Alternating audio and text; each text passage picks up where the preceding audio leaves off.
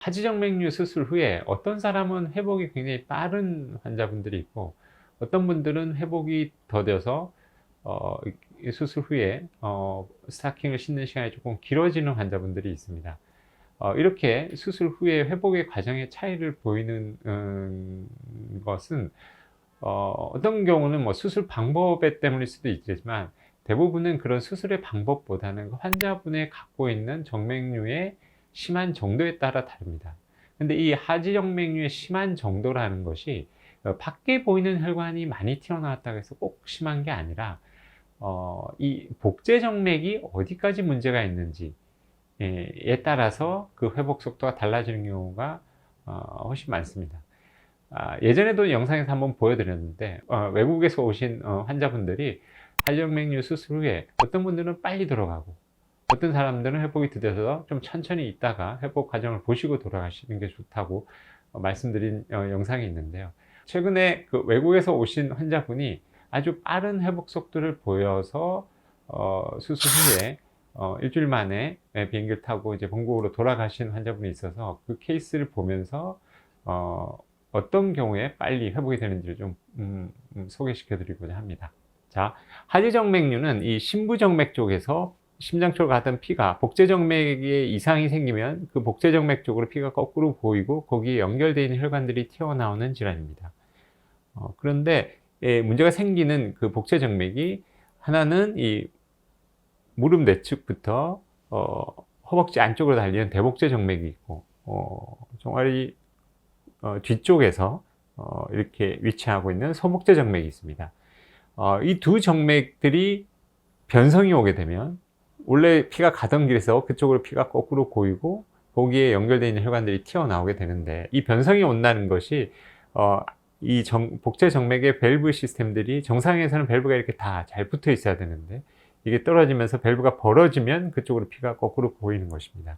근데 이렇게 밸브가 벌어져 있는 것이 이 복제 정맥의 위쪽 부분만 문제가 생겨서 피가 거꾸로 고여서 혈관이 튀어나오는 경우는 회복 속도가 굉장히 빠릅니다. 그런데 이 밸브가 벌어져 있는 것이 복제정맥의 아랫부분까지 문제가 생긴 경우는 훨씬 회복 속도가 느려지게 됩니다. 그래서 이 환자분을 한번 보겠습니다. 이 환자분은 약 60세 정도 된 남자 환자분으로, 대복제정맥에 주로 문제가 생겨서 하지정맥류가 만들어진 증례입니다.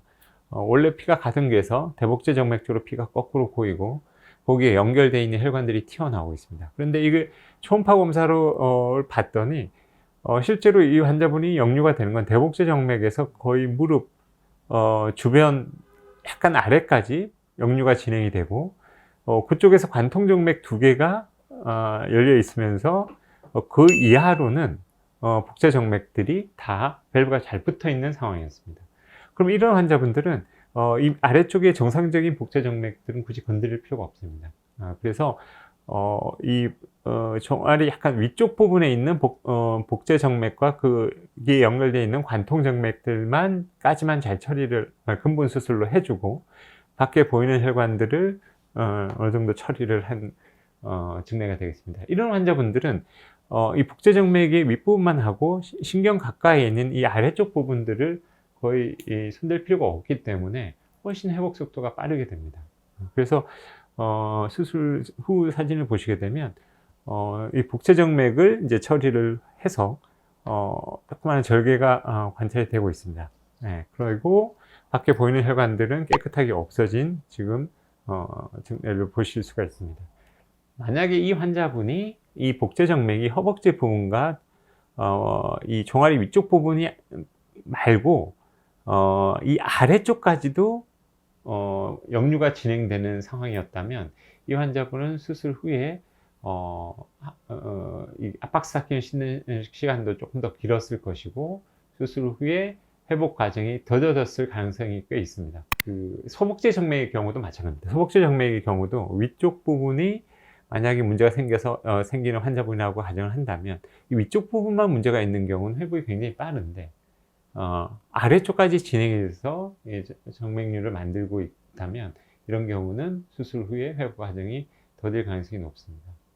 즉 하지정맥류 수술 후에 이 회복의 속도를 결정하는 가장 중요한 요소는 하지정맥류를 만드는 원인 혈관이 이상이 있는 그 범위가 좁으냐 아니면 넓으냐, 그것이 하지정맥류 수술 후에 환자분의 회복 속도를 결정하는 가장 중요한 요소입니다.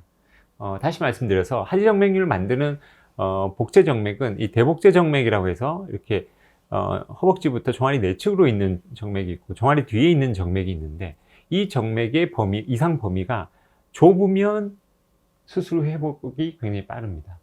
이 이상 범위, 밸브가 벌어져 있는 이상 범위가 넓어지면 넓어질수록 수술 후에 회복 과정이 더뎌지게 됩니다.